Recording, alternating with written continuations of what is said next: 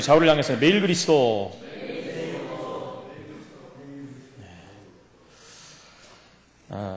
오늘 제목이 데오빌로 각하에게 쓴 글. 사도행전을 계속 이제 본부 메시지가 나오면서 데오빌로여 내가 먼저 쓴 글에는이라는 말씀들이 계속 나오지 않습니까? 우리는 이미 알고 있습니다. 먼저 쓴 글에는 간단히 말하면 예수가 그리스도라고 기록한 누가복음을 말하는 것입니다. 그래서 저는 누가복음을 좀 통해서 정말 그리스도의 그 놀라운 비밀들을 확인하며 성도님들과 같이 좀 은혜를 나누는 그런 시간을 갖고자 합니다. 그래서 언제까지 할지는 모르겠지만 누가복음을 같이 좀 이렇게 은혜 받는 시간을 좀 갖도록 할 테니까 우리 성도님들도 미리 성경을 좀 확인하시고 좀 기도를 이렇게 준비했으면 좋겠습니다. 가장 중요한 부분들이 누가복음에 나와 있고, 누가복음은 예수님이 태어나실 때부터 기록됐기 때문에 사복음서 중에서는 예수님에 대해서 그 생애에 대해서 가장 명확하게 이렇게 기록되어 있는 부분입니다. 그리고 사도행전에 시작하면서도 역시 데오빌로여 하면서 나오는 말씀, 가장 중요한 핵심이 바로 예수가 그리스도인 부분이기 때문에 누가복음을 통해서 이 응답을 사실적으로 우리가 누리는 시간이 됐으면 좋겠습니다. 그러기 위해서는 먼저 오늘 누가복음에 나오는 누가라는 기사가 나오고 또 데오빌로라는 각하라는 명칭을 가진 사람이 나옵니다. 그러면 누가가 누구입니까? 지금 오늘 시간에 누가복음 전체를 봐야 되니까 누가복음을 쓴 누가가 누구인가를 좀 봐야 될 것 같습니다. 누가는 우리가 이렇게 볼 수가 있습니다. 바로 평신도 전문인 선교사였다. 평신도로서 선교사의 사명을 감당한 자였는데 전문인이었다. 그는 의사였지 않겠습니까? 의사 누가라고 우리는 알고 있습니다. 누가는 오랜 교육과 훈련의 과정을 거친 의사입니다. 바울과 함께 순회 진료 사역을 했죠. 바울 팀이 돼가지고 전도 사역을 감당한 전도자였다는 것입니다. 1세기 그 당시에 복음을 전하는 그 당시에는 복음을 전하면 큰 문제와 어려움이 왔습니다. 우리가 아는 누가 같은 경우는 의사였음에도 불구하고 이런 큰 어려움 속에서도 복음 전하는 전도자의 일을 감당한 것을 볼 수가 있습니다. 매맞음과 돌팔매질을 당할 수도 있는 위험한 일들이 계속 주위에 진행되고 있는 것을 볼 수가 있습니다. 분명 누가도 이런 어려움에 동일하게 겪었을 것입니다. 그는요, 바울 사도는 육체적 가시가 있었다 그러지 않습니까?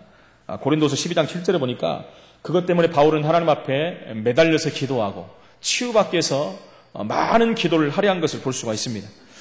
그래서 육체의 가시를 매일 치료하고 돌보는 사역을 감당하기 위해서 바울과 동행했는지도 모릅니다. 자세한 부분은 안 나왔기 때문에요. 여러분, 아무리 위대한 사람이라도 다른 사람들의 개인적인 돌봄이 필요합니다. 아무리 유명한 대통령이 있어도 비서관들과 그 주위에 같이 일할 수 있는 사람이 없으면 대통령의 직무를 감당할 수가 없는 것입니다. 아무리 유능한 왕이 있을지라도 밑에 신하들이 이 사역을 뒷받침하지 못한다면 그 사역은 빛을 낼 수가 없다는 것입니다. 그래서 누가는 바울 사도에게 있어서 개인적인 그런 육신적인 돌봄도 제공해주는 버팀목의 역할을 감당한 사람이었다는 것입니다. 그는 3차 전도여행 기간 동안에 바울과 동행하면서 그의 필요를 채워주고 또 함께하는 동역자였습니다. 바울 사도는 그래서 누가의 의술과 그 신실함에 대해서 깊이 감사한 내용들이 골로새서를 보면 또 나오고 있습니다. 누가는 자신의 경험과 사역을 바탕으로 그래서 2권의 아주 중요한 성경을 쓰게 된 것입니다. 우리가 그의 생애에 대해서 많은 것들을 알 수는 없지만 그가 한 업적은 너무나도 엄청나다는 것을 알고 있습니다.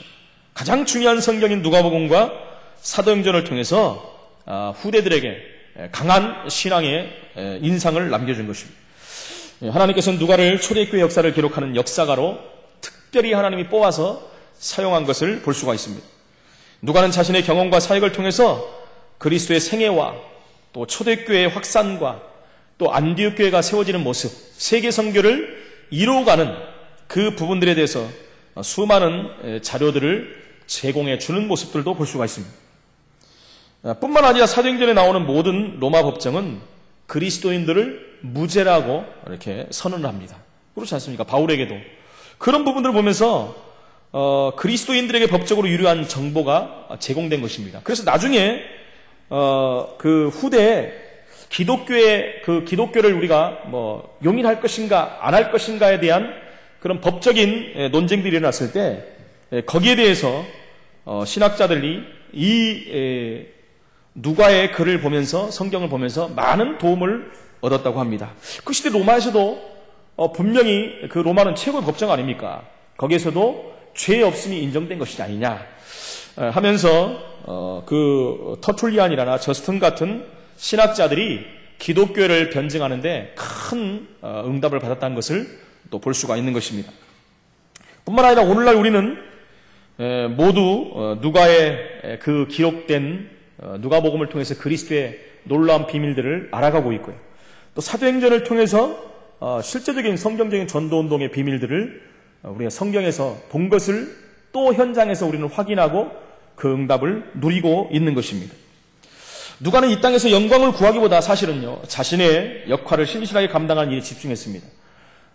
예나 지금이나 의사라면은 편안하지 않겠죠. 그 일 힘들지만은 다른 일을 하지 않고도요, 그 중상층 이상의 삶을 누릴 수 있는 것입니다.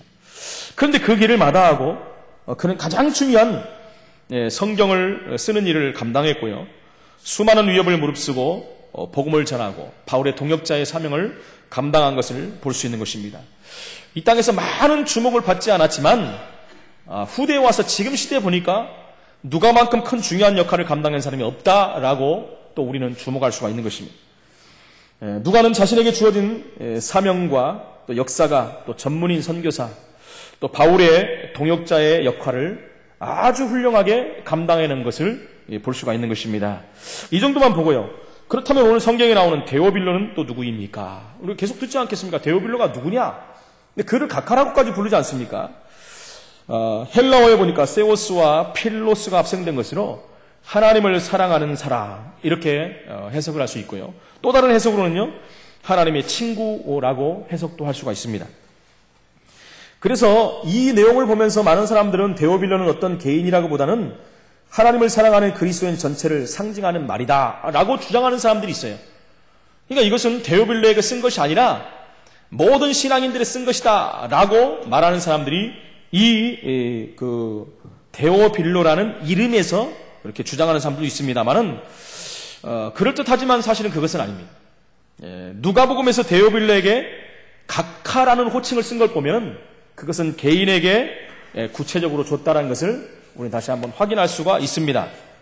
데오빌로는 로마의 고위 공직자였습니다. 그 로마 시대의 고위 공직자면은 굉장한 위치에 있는 것입니다. 누가는 성경의 기자 중에 유일한 이방인입니다. 유대인이 아니에요. 누가는 이방 사람입니다. 전승에 의하면 그는 안디옥 사람이었다라고도 말을 하고 있습니다. 더 충격적인 것은요, 데오빌로의 노예였다라고 말을 하고 있습니다. 누가가 데오빌로의 노예였다는 것입니다. 그의 의술로 그를 고치고 그런 데오빌로를 돕는 역할을 하면서 그의 신뢰와 사랑을 받아서 나중에 자유인으로 풀려났습니다. 해방을 시켜줬죠, 데오빌로가. 그래서 그 은혜를 데오빌로가 잊지 못하고 그가 받은 복음, 그리스도를 그에게 전달한 것입니다. 최고의 선물을 준 거 아니겠습니까? 데오빌로는 로마의 귀족이긴 했지만 하나님을 경외하는 신실한 사람이었습니다. 귀족이었지만 이런 데오빌로에게 누가는 2권의 책을 써서 보낸 것입니다. 얼마나 중요한 역할입니까? 2권의 성경을 사실은 그를 위해 쓴 것인데 그것이 전 민족에게 세계까지 지금까지도 전달돼서 많은 구원의 역사를 이루고 또 전도의 역사를 우리가 보고 있는 것입니다. 한 권은 예수의 행하시며 가르치기를 시작하신부터 그의 택하신 사도들에게 성령으로 명하시고 승천하신 날까지 이를 기록했다라고 하는 그게 바로 누가복음이고요. 또 하나는 복음이 땅끝까지 뻗어나간 이야기를 기록한 사도행전입니다. 가장 중요한 성경이죠. 여러분, 성경은 한마디로 구원에 대한 역사를 말하는 것이고 구원 사역에 대한 부분들을 말하고 있는 것입니다. 구약은 그 답으로 메시아를 기다리는 것이고 신약은 오신 그리스도에 대해서 말씀하는 것입니다. 그 사복음서를 보면 마태복음은 다윗의 후손인 왕족으로 오셨음을 유대인들에게 알리는 메시지였습니다. 마태복음 유대인에게 전하는 메시지였어요. 그럼 다른 민족은 안 듣느냐? 그건 아니지만 유대인들을 중심으로 해서 기록된 메시지다. 우리가 이 정도는 좀 알고 성경을 봐야 되겠죠. 마가복음은 어려움을 당하는 이방인에게 보낸 메시지입니다. 이방인들이 메시지를 받는 것은 생명을 건 모험이었죠. 그냥 굉장한 위협들이 그들에게 있었습니다. 그래서 그들에게 위로의 메시지, 그 생명의 메시지를 전달한 것입니다. 누가복음은 지성인 데오빌레에게 보낸 메시지로서 사람의 모습으로 오셨음을 강조하는 성경입니다.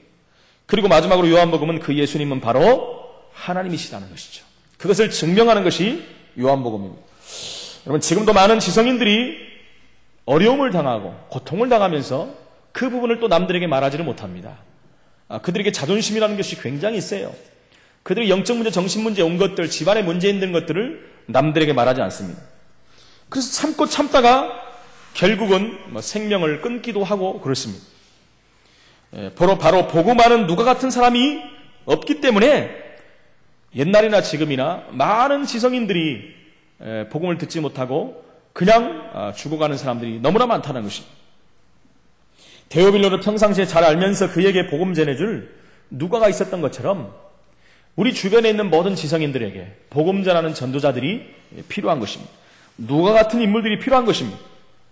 여러분, 우리가 잘 아는 회명예인은 그렇게 잘 나가는 지성인이었지만은 자기 집에서 자기가 늘 쓰던 엽총으로 자기의 마지막 인생을 마감한 것을 볼 수가 있습니다. 톨스토이도 마찬가지입니다. 길거리에서 거지로 오해될 만큼 비참한 죽음으로 발견된 것을 우리는 알 수 있습니다. 니체도 마찬가지입니다. 그는 목사의 아들이었고 신학생이었지만 또 대철학자였지만 그는 인생의 마지막을 정신병원에서 마감한 것을 볼 수가 있습니다. 휴즈라는 사람이 있습니다. 미국의 최대 과부였지만 그도 역시 우울증으로 비참한 생을 마감했습니다.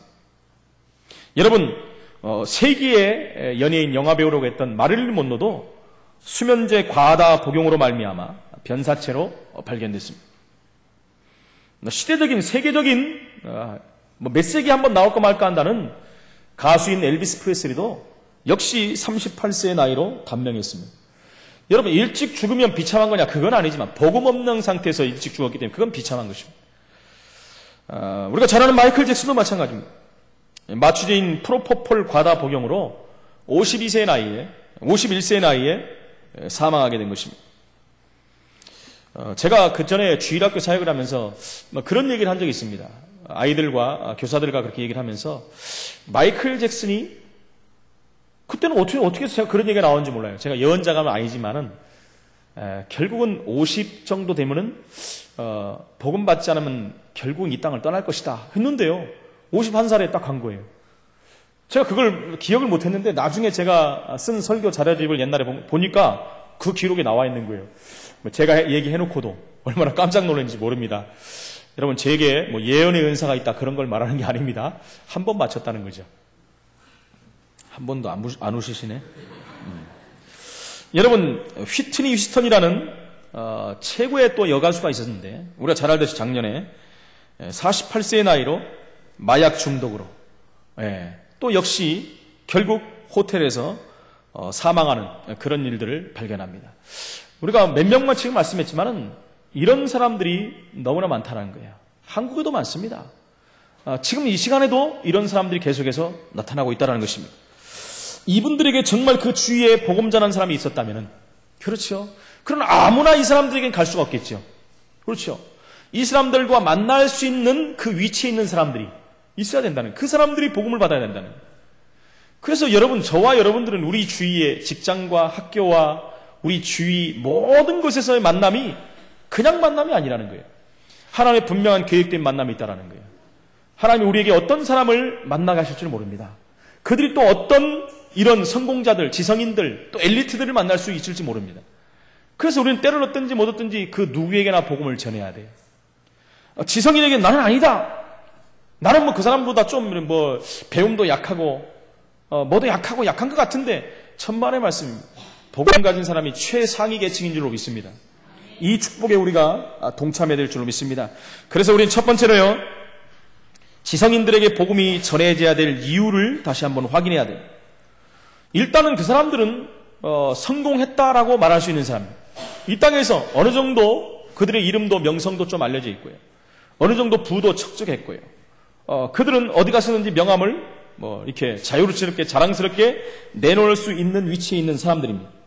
그런데 그 사람들은요, 왜 성공했는지 사실은 모릅니다. 누가 나를 이렇게 성공시켜주는지 모릅니다. 안다는 것은 내가 열심히 했기 때문에 성공했다, 이렇게 말할 수 있겠죠. 또는 내 배경이 좀 있기 때문에 성공했다, 또는 우리의 가정에 배경이 있기 때문에 내가 이렇게 한 것이 아닌가, 이 정도는 말할 수 있습니다. 그러나 더 중요한 다른 배경인 영적 배경이 그들에게 있음을 사람들은 모릅니다. 그래서 그들에게 이 문제가 나중에 드러나게 돼 있는 거예요.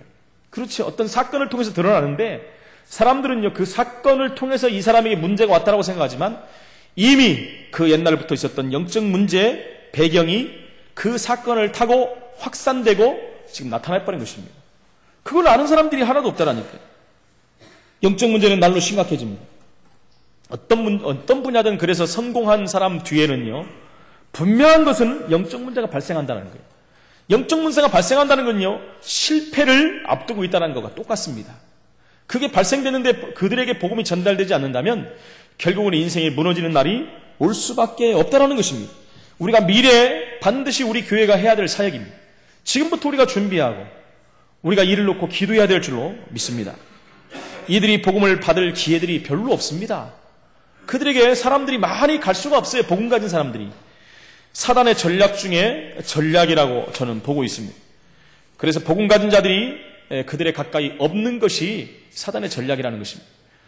정확한 복음 아닌 또 엇비슷하게 비슷한 복음을 알고 있기 때문에 또 전해줄 수 없는 일들이 있다는 것입니다. 정말로 이들에게 복음을 전해주는 누가와 같은 인물들을 우리는 만들어내야 돼요. 그래서 다시 한번 말씀드리면 그래서 렘넌트가 너무나 중요하다는 거예요. 나는 그 일을 할 수 없는데요. 그러면 눈을 렘넌트로 돌리면 됩니다. 우리 렘넌트들 중에서 의사와 누가 같은, 그렇죠, 이런 전문인들이 일어나면 되는 거예요. 전문인들이 교회에 계속 일어나야 됩니다. 그래야지 그들을 살릴 수 있는 거예요. 의사 누가 같은 사람들이 우리 교회에서 일어나고, 그렇죠, 또 과학자들이 일어나고, 또 경제인들이 일어나고, 문화인들이 일어나고, 스포츠인들이 일어나고, 각계각층의 중요한 정치가들도 일어나고, 연예인들도 일어난다고 한다면은 이분들 주위에 사람들이 붙게 되는 거예요. 생명이 살아나고 제자가 세워지는 것입니다. 그 원더걸스에 있는 그 멤버 이름을 제가 잃어버렸는데, 예? 선예인가요, 걔가? 그분의 이모가 그 서울교회 집사님이에요. 제가 이렇게 담당할 때 우리 집사님이었었는데, 제가 신방을 갔는데 어디서 많이 본 아이들, 이렇게 아이돌 그룹 사진이 있는 게요. 그래서 아니, 집사님 연세도 되셨는데 어떻게 아이돌 그룹을 좋아하십니까? 그랬더니 여기 있는 아이가 자기 조카라는 거예요. 자기 언니의 딸이라는 거예요. 그러냐고.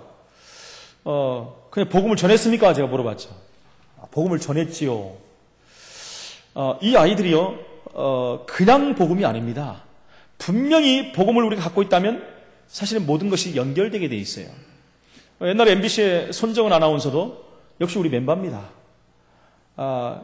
MBC에서 그 9시 뉴스를 진행하면서 한때는 잘 나가지 않았습니까? 근데 9시 뉴스 진행하는 게 몇 년 못 가지 않습니까? 근데 그때 MBC에는 그 온누리교회 팀들이 들어와요. 그러면서 아니나 다를까 또 핍박이 일어나게 된 것입니다.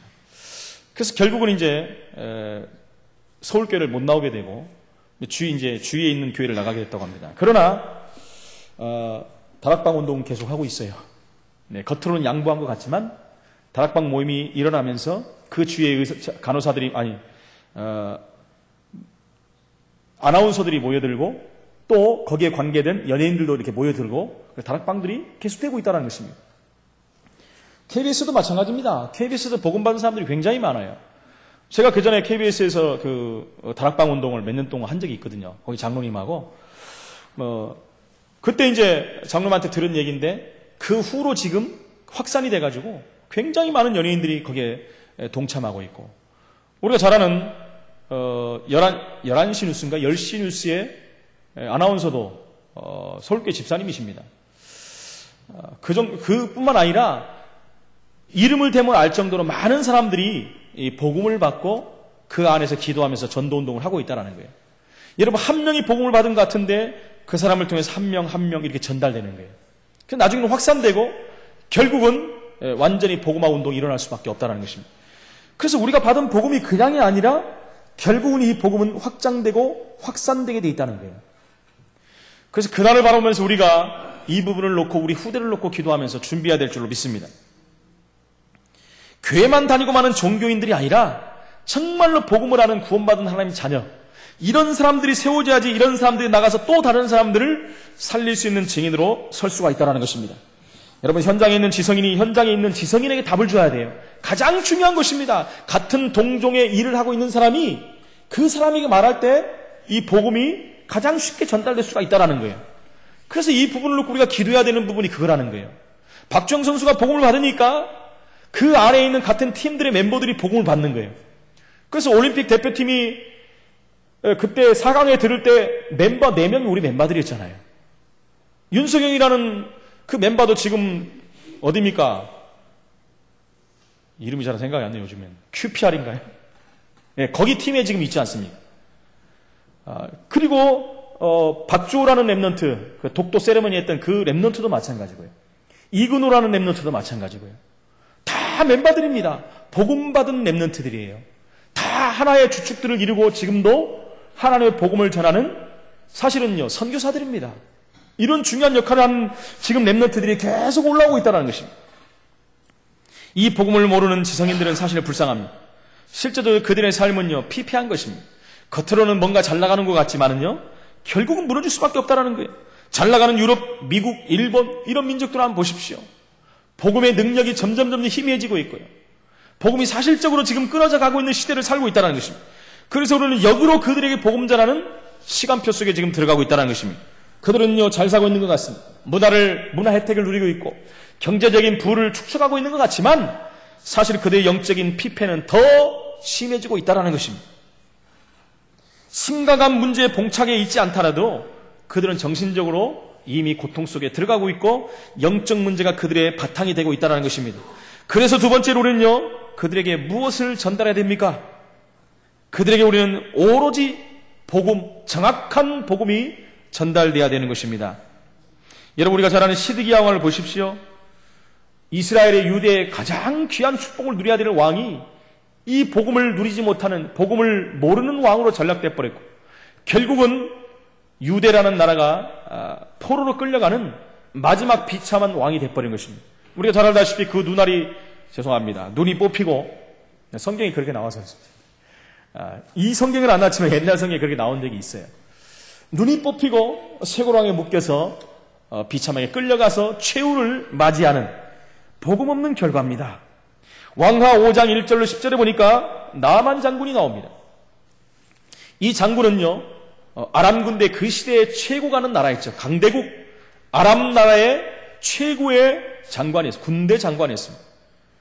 사람들이 그 겉모습을 보고 얼마나 그를 경외하고 그를 부러워하고 그를 위해서 또 많은 사람들이 환호했겠습니까? 그러나 실상은 그 사람은요, 갑옷을 벗고 나면 그 안에는 문둥병이라는 불치병이 그에게 와 있는 모습을 본 것입니다. 그에게 답을 줄 수 있는 사람이 없어요. 얼마나 괴롭겠습니까?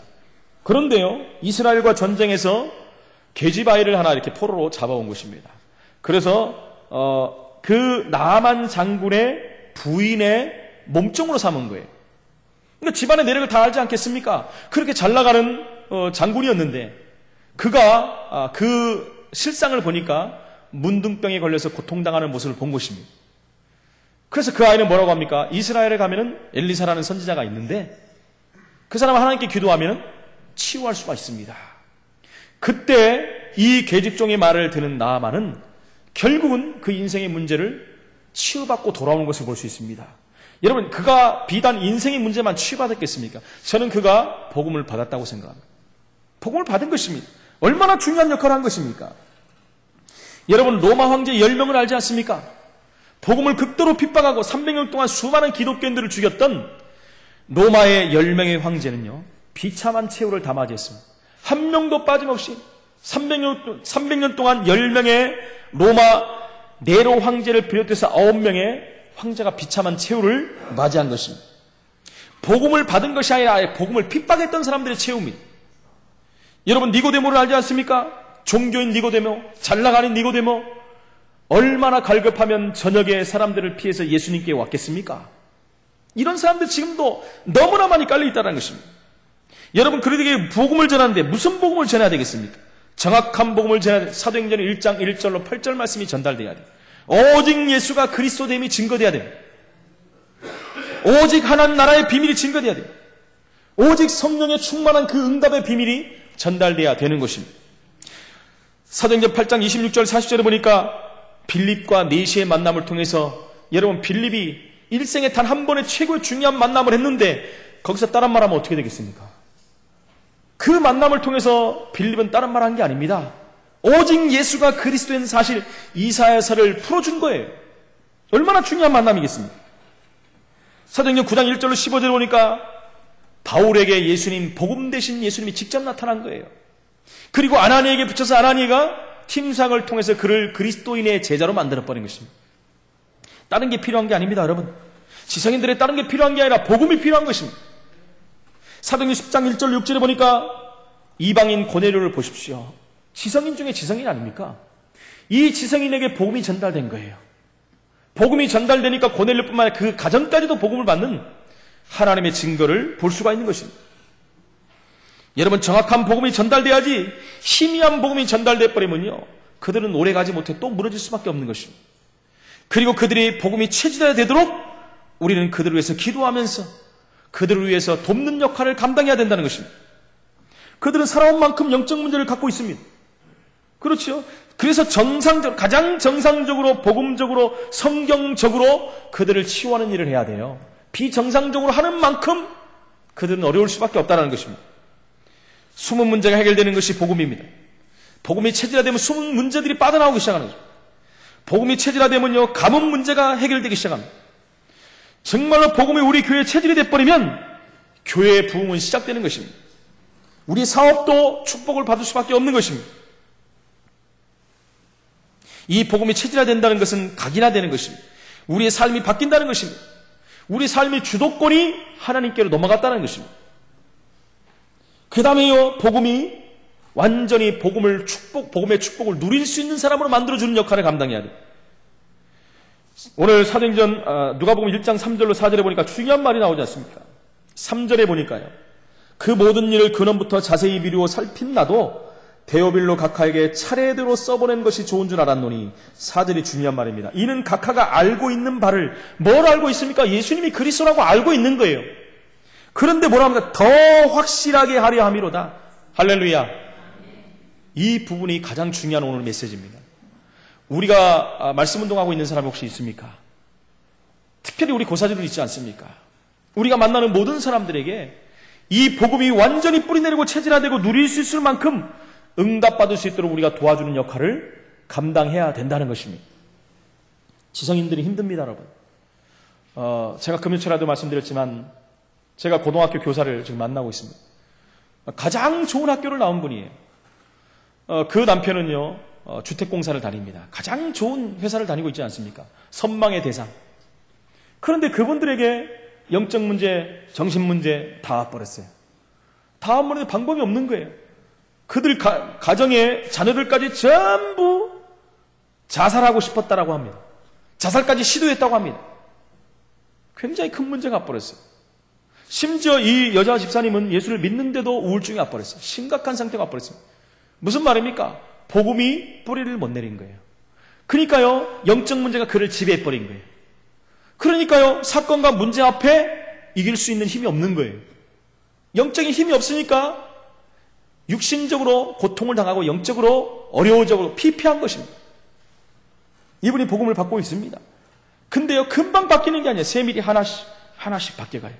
제가 그분을 만날 때마다 한 가지씩 바뀌는 게 보여요. 이분들이 지성인들 아닙니까? 제가 이번 주에는 물어봤어요. 남편이 지난주에 저한테 급히 부인에게서 문자가 온 거예요. 우리 남편이 자살한다고 뛰쳐나갔다는 게 싸우다가. 뭐, 그런 얼마나 위급한 상황이 있습니까? 근데 결국은 이제 죽지는 않았는데, 다행이 아닙니까? 같이 막 기도하면서 남편에게 죽지 말라고 문자를 넣고, 결국은 돌아왔다는 것입니다. 그런데도요, 또 집에서 또 분란이 일어나고, 자녀들 때문에 아무 일도 아닌데 남편이 스트레스를 받고, 아이들에게 화를 내고, 우리 아이들은 왜 내 말을 안 듣냐고 하면서, 이래갖고 막 스트레스가 막 올라간다는 거예요. 자기는 남편이 너무너무 입대는 거예요. 보고 싶지도 않고 그랬다는 거예요. 집사님, 그 남편은 집사님보다 더 불쌍한 사람입니다. 육신을 보지 말고 영적 상태를 한번 보십시오. 얼마나 힘들면 그러겠습니까? 그래서 언제든지 빨리 저와 만남을 가져야 되겠습니다. 절대로 만날 사람이 아니라는 거예요. 여러분 이거 보십시오. 자기 힘들고 어려운 상황을 남에게 말 안 해요. 절대 말 안 합니다. 그래서 제가 뭐라고 했겠습니까? 계속 기도하고 집사님이 영적인 힘을 얻어버리면 결국 그를 붙잡고 있는 것들이 무너지기 시작한다. 그럼 하나님 만남의 축복도 주실 것이다. 이런 말씀을 드렸습니다. 그들은요, 그렇게 고통을 당해야 돼요. 죽을 지경이 돼도요, 내려놓지를 못합니다. 부인이 그랬더니, 당신 당장 죽으면 지옥 가는데, 내가 지금 죽는데 지옥이 문제냐? 여러분, 죽음 앞엔 지옥도 문제가 안 되나 봐요. 하기야 지옥을 가보질 않았으니까. 지옥을 한 번씩만 체험한다면 죽는 사람은 하나도 없을 겁니다. 자살할 사람들이. 그 얼마나 끔찍한 지옥이 기다리고 있는데, 이토록 지성인들은 고난을 당하고 고통을 당하고 있다는 거예요. 이 지성인들을 살리라는 것이 하나님의 계획인 줄로 믿습니다. 그래서 그들에겐요, 올바른 복음, 정확한 복음이 전화돼야 되고, 복음이 체질화되도록 도와줘야 되고요. 그 복음이 어느 정도 누릴 정도로, 누린다는 건 열매가 나타날 정도로 그렇게 우리가 돕는 역할을 감당해야 된다는 것입니다. 세 번째로 복음의 결과를 한번 보십시오. 오늘 누가복음 1장 1절로 4절이나 사도행전 1장 1절로 8절에 나오는 말씀들을 한번 보십시오. 지성인 한 명이 복음을 받았는데, 여러분, 사도행전이 쓰여질 만큼, 누가복음이 쓰여질 만큼 응답을 받아버린 거예요. 글을 위해서 쓴 거 아닙니까? 데오빌로를 위해서 쓴 글이에요. 여러분, 정말 지성인들 글을 잘 쓰는 분들은 이 누가복음이나 사도행전에 나오는 것 같이 이 부분도 우리가 응답을 받을 필요가 있다는 거예요. 우리가 아는 모든 아는 사람들에게 글로 써보낼 수도 있습니다.